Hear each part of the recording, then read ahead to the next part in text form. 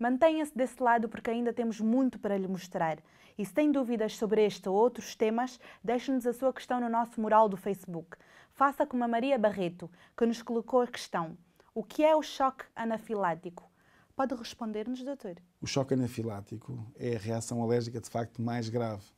Nós estávamos há pouco a falar que quando a pessoa tem uma rinite alérgica, o que é que faz? Vai espirrar, vai coçar o nariz, vai ter algum corrimento pelo nariz para tentar afastar. Aqui neste caso, vai haver uma libertação em todo o organismo de substâncias que tentam proteger o organismo, só que esta libertação maciça de substâncias vão elas próprias ser agressivas porque vão fazer com que a pressão arterial baixe, vão fazer com que dentro de nós comece a haver aqui umas movimentações que fazem com que a pessoa tenha falta de ar, fazem com que a pessoa, de facto, a irrigação, o sangue, deixe de funcionar de uma maneira assim tão própria, e isto tudo como se fosse uma defesa do organismo, mas que, infelizmente, no caso do choque anafilático, pode inclusive levar à morte, ou seja, o choque anafilático é o tipo de alergia mais frequente, relacionado com alergias a alimentos, com alergias a medicamentos e com alergias a venenos de insetos.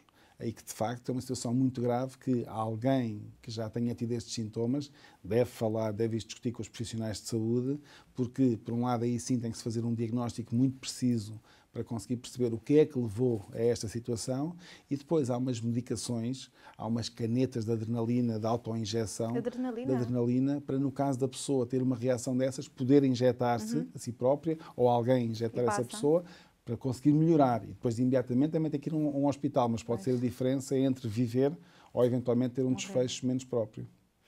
Ainda bem que fala sobre isso, identificar às vezes o problema e saber o que é assado ou cozido, como se costuma dizer. Como é que se identifica uma rinite alérgica? A pessoa aí tem sempre aquele problema, mas será que eu tenho rinite alérgica ou eu estou constipado? Então temos logo a persistência das queixas, ou seja, uma pessoa que está constipada tem queixas durante alguns dias, depois até pode estar umas semanas que está bem, depois volta a constipar-se.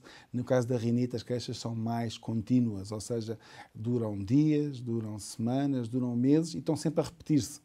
Sempre que chega a uma determinada época do ano, chega a um determinado tipo de meses, lá vêm aquelas queixas durante semanas a meses. Depois, muitas vezes, já não é só as queixas a nível do nariz, como falámos há pouco, mas a pessoa depois também parece que começa a sentir tosse, começa a sentir falta de ar, tem comichão na pele, ou seja, começa a perceber que há mais qualquer coisa que, de facto, não pode ser classificada como uma constipação banal. Então, começa-se a suspeitar que será uma alergia. A pessoa começa sempre a andar com o nariz tapado, cansa-se facilmente, chega em alturas do ano em que começa a haver mais sol, há mais pólenes, tudo isso, anda tudo muito mais satisfeito e a pessoa parece que anda mais triste.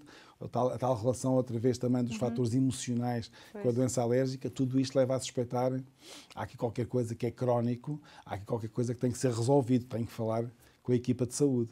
E existe a rinite crónica e a rinite sazonal. Essa é uma maneira que nós sabemos que existem rinites que são muito localizadas no tempo, porque a pessoa é só numa determinada época do ano, ou porque existe mais poeira, ou porque existem mais pólenes, ou porque está numa altura em que está mais exposta aos animais, ou porque faz uma atividade que lhe provoca mais queixas. E existem pessoas que têm queixas praticamente durante todo o ano. Aquilo é assim um contínuo que praticamente não para. Às vezes até pode aliviar, quase ao contrário, alivia ali um mês ou dois, mas está sempre com queixas. E obviamente que aí é quando o impacto é maior. No caso das pessoas com estas rinites mais persistentes, são também as pessoas que têm mais vezes também a asma associada, outras alergias associadas. E nesse caso o que fazer? Não pôr a cabeça debaixo da areia como faz a avestruz, pensar, não, eu tenho um problema, tenho que falar com profissionais de saúde porque eu preciso de ajuda. Ou seja, também estás sempre a dizer, estás sempre constipado, o que é que se passa contigo? Estás sempre com o nariz tapado. Porque as pessoas negligenciam um bocado isso, dizem que é apenas uma alergia passageira, é uma tossezinha ou uma constipaçãozinha passa. O problema é que, por exemplo, nós temos esta relação entre a rinite e a asma, e as pessoas que têm as rinites mais mal controladas, mais facilmente, por exemplo, desenvolvem asma. Uma rinite bem tratada leva a outra. Porque é só percebermos que a via aérea é única, começa no nariz, mas depois acaba no fundo do pulmão, e que se a inflamação vai ficando e vai persistindo, chega a uma altura em que se começa a fazer sentir, então, o efeito também a nível dos pulmões.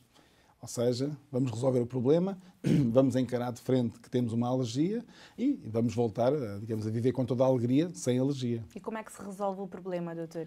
O problema resolve-se por, em alguns casos, evitar aquilo que nos está a provocar agressão. Ou seja, se eu depois consigo perceber que é os ambientes com mais umidade, que é a poeira que eu tenho em casa, que é um determinado tipo de poeira que eu tenho no local de trabalho, então eu tenho que evitar. Obviamente, o evitar pode ser por ter melhores condições, ventilar mais, ventilar, mas podemos tentar ventilar mais o ambiente. Em alguns casos, quando estamos perante uma determinada situação, podemos ter que usar uma pequena máscara se estamos a manipular algo que é mais agressivo.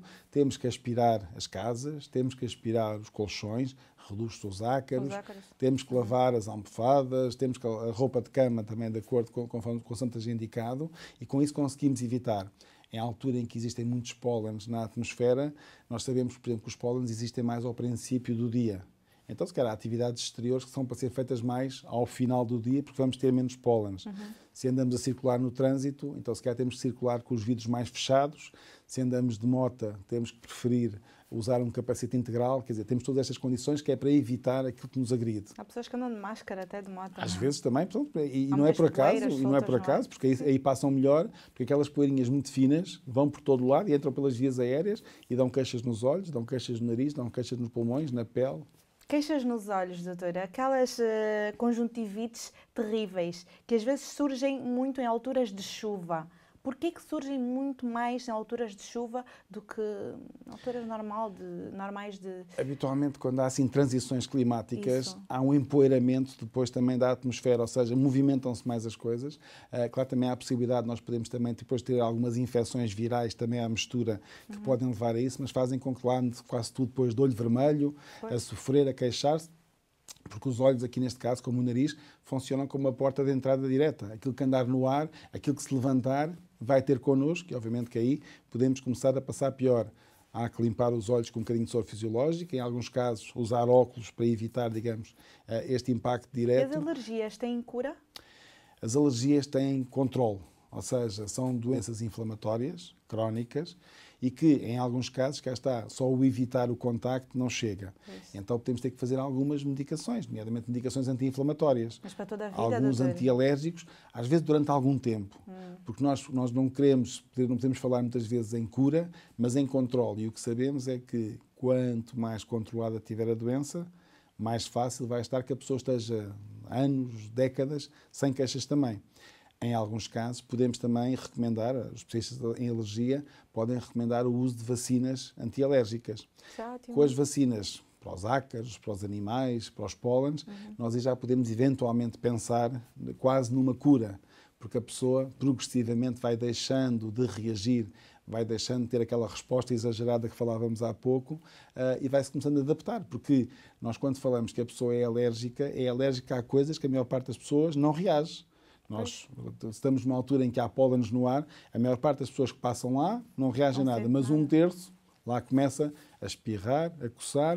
Então essa é a importância, por exemplo, de fazer as vacinas antialérgicas, que fazem com que acalma, digamos, o sistema imunitário, como que o volta a educar.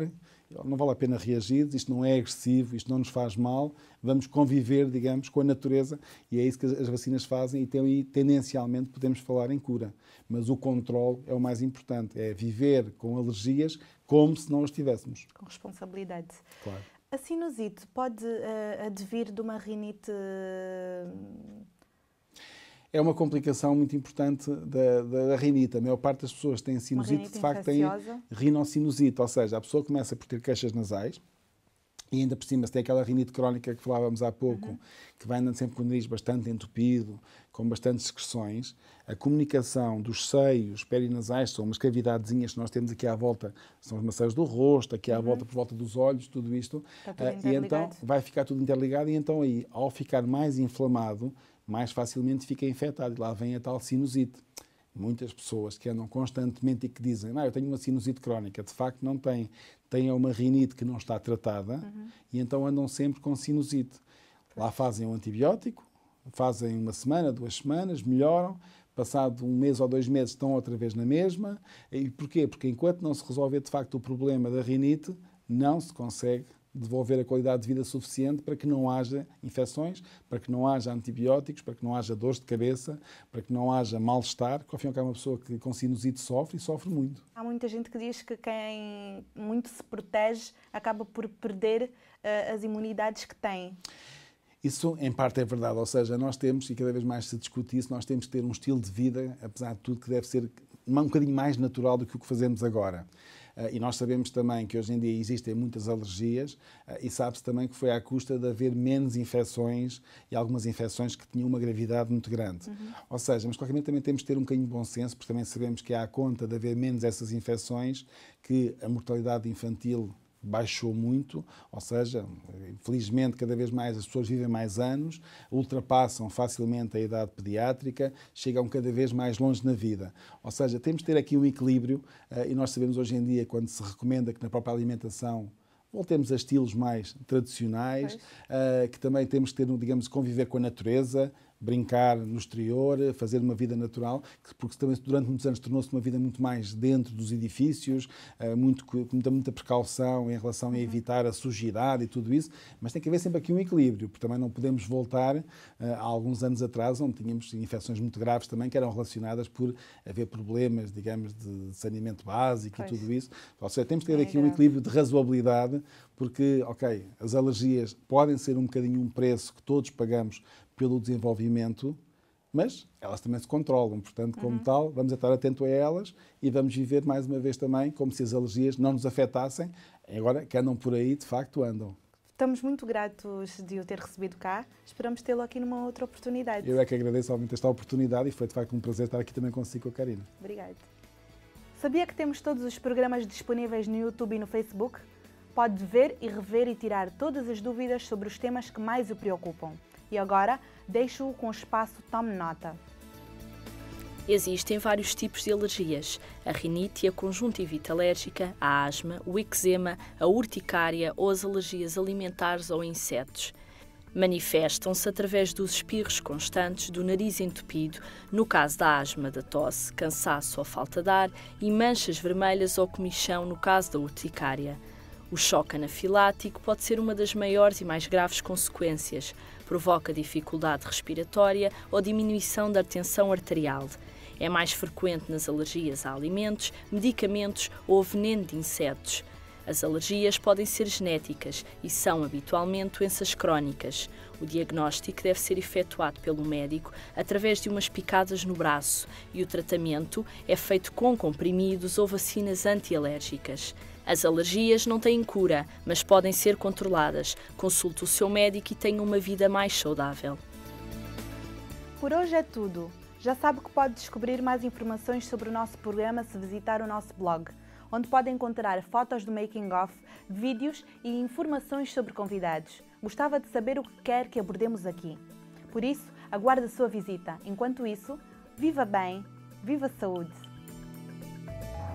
Olá pessoal, daqui é o vosso homeboy J to the D, JD. Conhecem bem, músico angolano de hip hop. Coma bem e viva melhor.